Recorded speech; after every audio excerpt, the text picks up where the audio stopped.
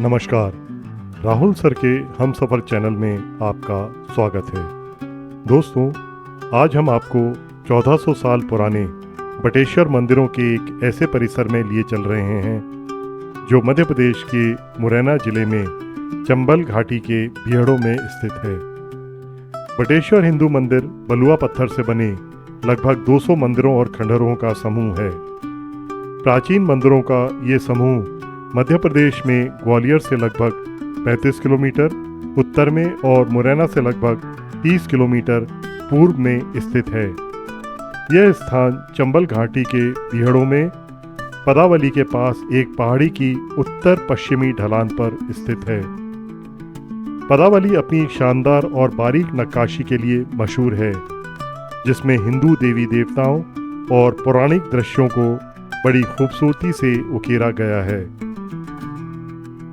गुप्त काल की समाप्ति के बाद गुर्जर प्रतिहार काल के शुरुआती दौर में यानी 8वीं और 10वीं सदी के बीच बने ये मंदिर उत्तर भारतीय मंदिर वास्तुकला की छाप दिए हुए हैं। यहाँ घूमने का अच्छा समय गर्मियों को छोड़कर बरसात और सर्दियों के ठंडे महीनों का रहता है, जब पथरीले इलाके की संरचनाओं और बारीक नक्काशी को तसल्ली से देखना अधिक सुविधाजनक होता है। यहाँ ज़्यादातर मंदिर छोटे हैं और लगभग 25 एकड़ में फैले हुए हैं। ये मंदिर शिव, विष्णु और शक्ति को समर्पित हैं, जो हिंदू धर्म की 3 मुख्य परंपराओं का प्रतिनिधित्व करते हैं। 13वीं सदी के बाद ये मंदिर ध्वस्त हो गए थे, जिसका कारण भूकंप माना जाता है। 2005 में archaeological survey of India ASI द्वारा शुरू किए गए एक प्रोजेक्ट के तहत यहाँ बिखरी हुई शिलाओं को विधिवत संजोकर मंदिर के इस समूह को वर्तमान रूप दिया गया। मंदिरों के ये खंडहर कुख्यात डकैत निर्भय सिंह गुर्जर और उसके गिरोह के छिपने का ठिकाना हुआ करते थे। आर्कियोलॉजिकल सर्वे ऑफ इंडिया के regional director Shri KK Mohammed ने डकैत निर्भय सिंह गुर्जर से बातचीत की और उसे उसके गुर्जर प्रतिहार राजवंश के बारे में बताया, जिसने प्राचीन काल में उस इलाके पर शासन किया था। यह जानकर निर्भय सिंह मंदिरों के पुनरुद्धार को सुरक्षा देने के लिए सहमत हो गया और इस परिसर को फिर से स्थापित करने में मदद की। प्रसिद्ध खजुराहो मंदिरों से लगभग 300 साल पहले बनाए गए ये मंदिर प्रारंभिक उत्तर भारतीय नागर वास्तुकला का एक बेहतरीन उदाहरण है, जो बिना चूने या मसाले के जोड़े गए बलुआ पत्थर के निर्माण के लिए जानी जाती है। इनका नक्शा और निर्माण प्राचीन हिंदू ग्रंथों जैसे 4वीं सदी के मानसारा शिल्पशास्त्र और 7वीं सदी के मैमत वास्तुशास्त्र पर आधारित है।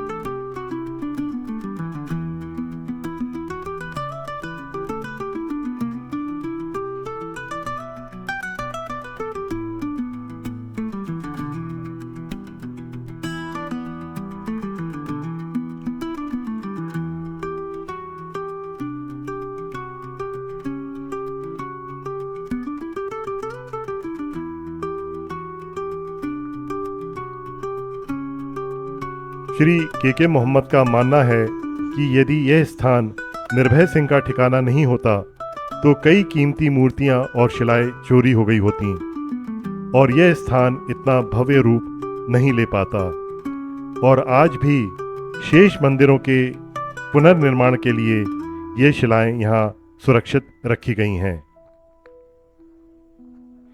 इन मंदिरों की खासियत यह है कि इनमें निर्माण के कई अलग अलग तरीकों का मेल और प्रयोग देखने को मिलता है। जैसे मध्य भारत में बहुत पहले से चले आ रहे मंदिर के सबसे साधारण ग्रिड प्लान पर नागर शैली के शिखरों को बनाना, जो शायद उस समय पश्चिमी भारत में काफ़ी प्रचलित रहा होगा।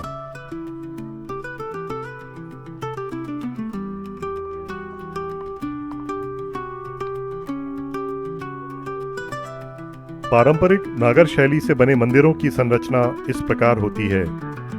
बेदी बंध, नींव और प्लिंथ ब्लॉक, जगती एक ऊंचा आधार चबूतरा, मंडप पूजा के लिए खंभों वाला बाहरी हिस्सा, गर्भगृह अंदर वाला देवता की मूर्ति का स्थान, शिखर या विमान एक ऊंचा कोनिकल यानी चोटीदार या गोलाई वाला टॉवर और कलश सबसे ऊपर वाला हिस्सा।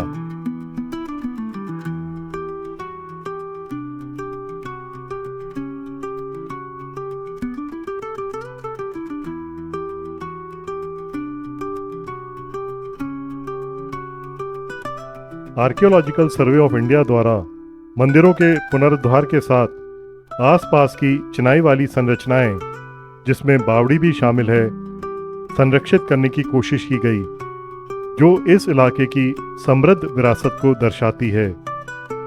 बटेश्वर मंदिर परिसर में स्थित यह प्राचीन बावड़ी पानी का एक शानदार ऐतिहासिक स्रोत है, जो प्राचीन शहर के निवासियों और यहाँ आने वाले श्रद्धालुओं के लिए जल पूर्ति का एक महत्वपूर्ण साधन थी।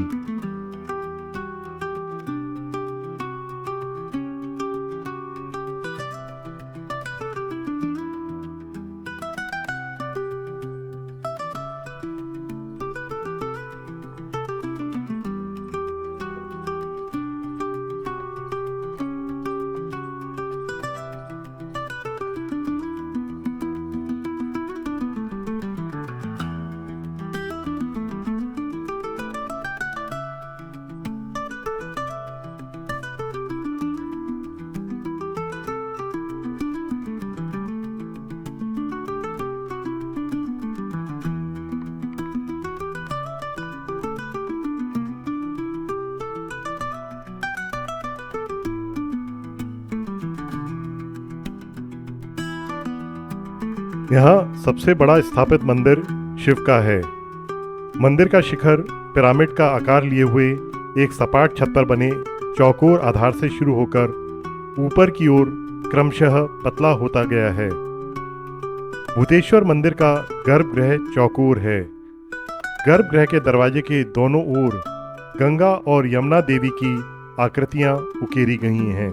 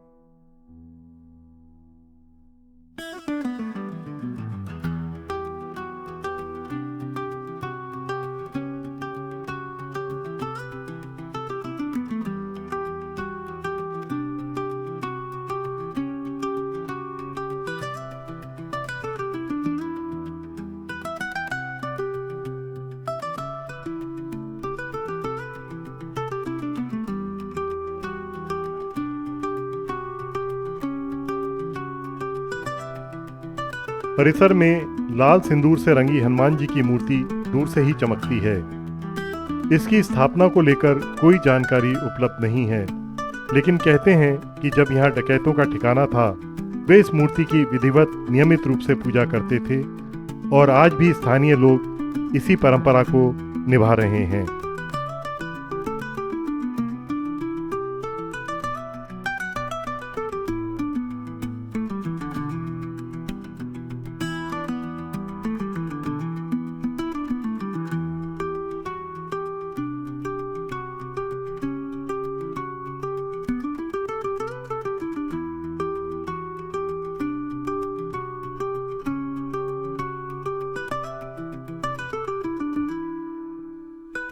इन मंदिरों में खंभों वाली एक साधारण दीवार है, जिसके ऊपर चौड़ी और सपाट किनारों वाली छज्जानुमा छत है। ये छत गर्भगृह से आगे बढ़कर प्रवेश द्वार पर भी छाया करती है। चौकोर खंभे सीधे वेदी बंध पर टिके हैं और उनके ऊपरी हिस्से पर पत्तियों के आकार की नक्काशी की हुई है, जबकि खंभों के तनों पर सजावटी गोल आकृतियां उकेरी गई हैं।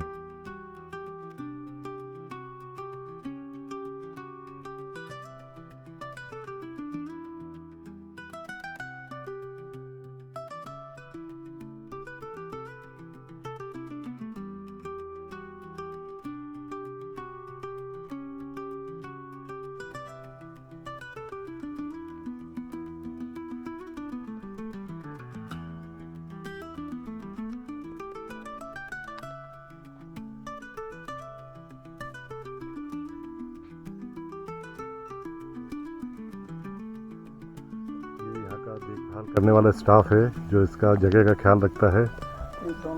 तो ये क्या रात भर रहेंगे आप? जी रात भर रहेंगे, यहीं पर रुकते हैं। तो यहाँ जानवर वगैरह का तो खतरा नहीं है?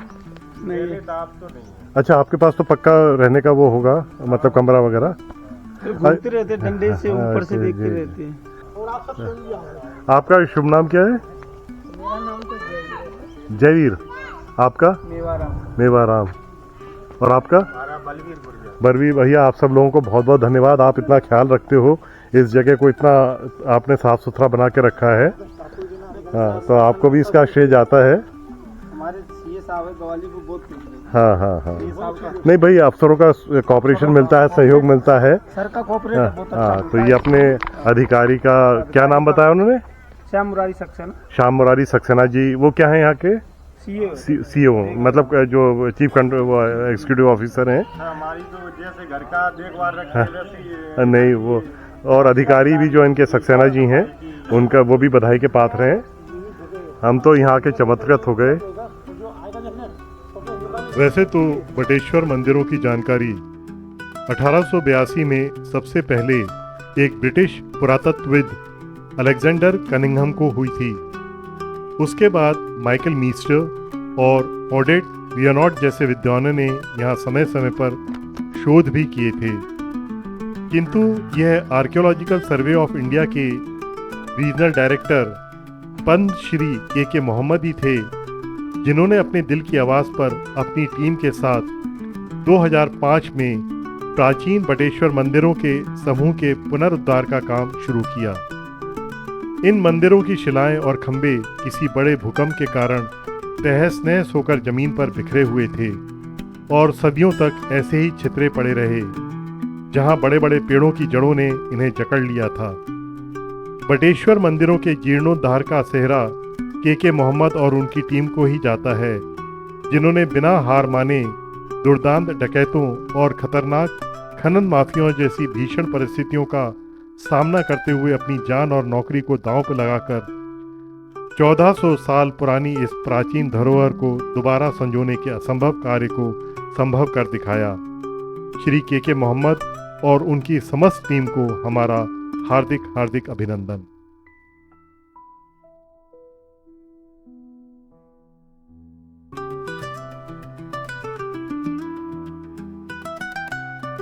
इस उम्मीद के साथ कि हमारी ये पेशकश आपको ज़रूर पसंद आई होगी, हम आपसे विदा लेते हैं।